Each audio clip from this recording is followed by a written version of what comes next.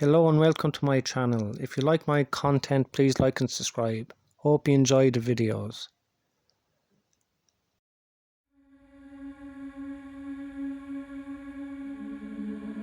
On February the 8th, 1998, Mother one Fiona Synod was sitting with her friends in a local pub called Butler's in the small village of Broadway, County Wexford. Fiona's ex-boyfriend, Sean Carroll, was also at the pub. However, he was sitting alone at the bar, smoking and having a pint. Fiona left the pub with her ex-boyfriend and father to her 11-month-old daughter. This was the last time that Fiona was seen in public. She was not reported missing until February the 18th because she frequently left for short periods of time. Every Friday, Fiona would get a bus into Wexford town so that she could meet up with her family for coffee. When she failed to show up for the second week in a row, her family reported her missing. During his conversations with investigators, Carr told them that he had walked Fiona back to the house in Ballyhit, Wexford, and that he had spent the night sleeping on the couch. The next morning, Fiona, who had been complaining of pains in her upper body previously, said that she intended on hitching a lift to her physician later that day to talk about the pains. Because Fiona said that she had no money, Carl told the Gardaí that he had given her €3 and left her house to go to his mother waiting outside in the car. Carl and his mother then drove back to their family home, which was where Fiona's daughter Emma had been staying at the time. This was the last date that anyone would report seeing Fiona alive. Fiona never attended her physician's office that day, or any other doctor. In fact, no witnesses came forward to prove that she had even attempted to hitch a lift. During a technical examination of Fiona's house, police noticed that it had been stripped bare of a number of her personal belongings. According to retired Detective Sergeant Alan Bailey, there was a complete absence of clothing and other personal items, indicating that a teenage girl and her 11-month-old daughter were actually living there. Later, locals would report that they had seen a number of black garbage bags outside of the property. A few days later, a farmer came forward to police stating that he had found a number of black refuse garbage bags containing personal items from Fiona, including documents with her name on them. But the farmer had destroyed the bags as he was under the impression that they had been illegally dumped.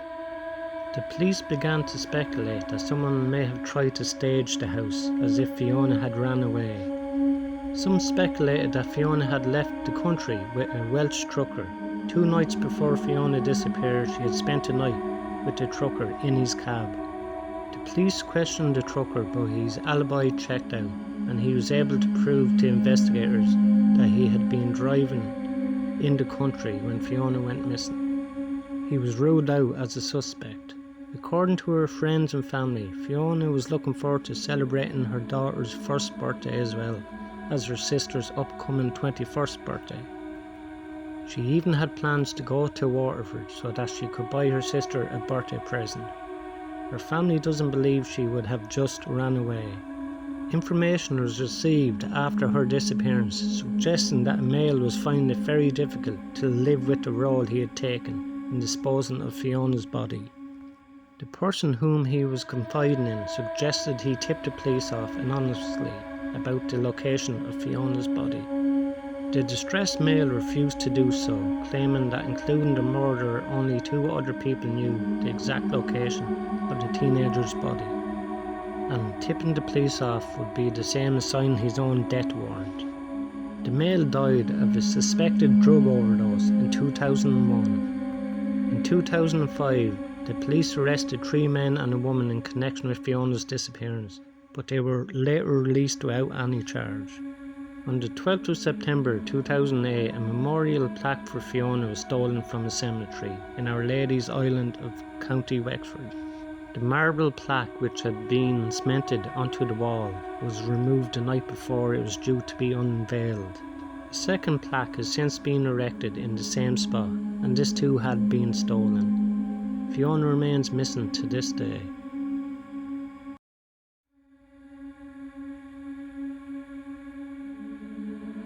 Deirdre Jacob was 18 years old, from Newbridge, County Kildare, Ireland. A student in London, Deirdre had returned to her family home for the summer months in 1998.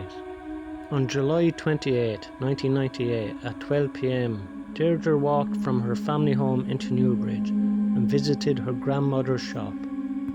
At roughly 12:10 p.m, she went to the AIB bank in Newbridge and then to the post office. She needed to get a bank draft for her second year of student accommodation in London. She then returned to her grandmother's shop before heading home again via the Bardstown Road. The last sighting of Deirdre was between 3 and 3:30 p.m. Deirdre was sighted by 8 people, 6 of whom knew her. A man cycled past Deirdre and recognised her. Then 2 people speaking on the footpath said hello as Deirdre passed by. Next, a man working on a roof recognised Deirdre walking by, and then at the Boggs Cross Road 2 people up a laneway saw Deirdre as she crossed the road to face oncoming traffic. She was now just a few minutes from home. Neighbours said that she had actually made it to within 200 yards of her house, but bizarrely she never managed to actually get there. When Deirdre did not arrive home by 7 p.m, her family reported her missing. An extensive search for her began that night, but no trace of Deirdre was found. There is extensive CCTV footage of Deirdre walking through the town of Newbridge on that day. She went missing on July 28, 1998. When last seen, she was wearing a navy night jumper with a white collar, blue jeans, and blue Nike runner shoes. She was carrying a black bag with "Cat" written in yellow on the flap. The distinctive bag Deirdre carried that day was never located. It remains a crucial part of the investigation. There are further 2 sightings of her at Cafe on Tower Street, Dublin on the 30th and 31st of July. But these sightings have never been confirmed and she remains missing to this day.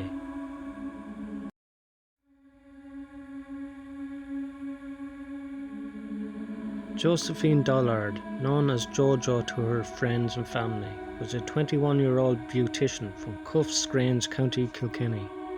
She was the youngest of 5 children and lost her parents at a very young age.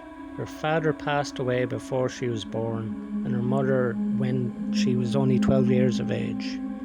On the 9th of November 1995, Jojo was making her way home from Dublin to Callan, Kilkenny. Jojo had travelled to Dublin to sign off from the dole, Ireland's unemployment benefit scheme, because she had got a job in Granger's restaurant in her hometown. She had recently dropped out of a beauty therapy course as well after finding it very difficult to juggle work and college. She had missed her bus home to Callan and had to take a bus to Naas, County Kildare instead. She then decided to hitchhike home from there. She was driven from there to Kilcullen and then from Kilcullen to Moon. She was last seen using a payphone from a telephone box in the village of Moon, and through telephone records police found out that the call was made at 11:37 p.m. to Jojo's friend Mary Callanan. She told her that she was having difficulty getting a lift, but while on that call a car pulled up and she hurriedly hung up saying, "I have a lift."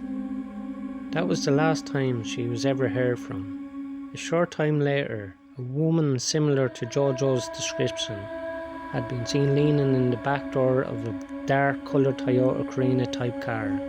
The driver or occupants of this Toyota Carina type car have never came forward or have been traced.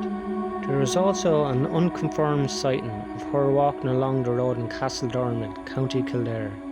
When she never reached her destination, Jojo's family became concerned and reported her missing to the police. Garda received reports from the first 2 drivers who gave Jojo a lift, one from outside the Garda station in Naas to Kilcullen and the next from Kilcullen to Moon. The driver who had left her in Moon says he left her at the phone box there, which was well lit up, and where she intended to call her friend. But the driver or occupants from Moon to Castledermot have never came forward. It is believed that she was abducted between 10 to 12 and 5 past 12. Despite an extensive search of the area, there was no sign of Jojo, and there was no sign of a struggle along the roadside in Moon. Later, a taxi driver came forward and claimed that on the morning of 10th November 1995, at about 20 past 1, while he was driving, he saw a red car with English plates parked at the side of the main road in Kilmacow, 3 miles north of Waterford. He said that one man was urinating beside the car, and suddenly a woman ran from the left-hand rear door of the car towards the front. She was barefoot and seemed distressed. Then a second man appeared from the back of the car, and he followed the woman, grabbed her by the hair, got her in a bear hug, and then dragged her back to the car. They then took off in the direction of Waterford. Another witness told police that a girl matching Jojo's description was seen in apparent distress in Waterford at around 2 to 2:30 am the same night. However, none of these sightings are confirmed, and Jojo remains missing to this day.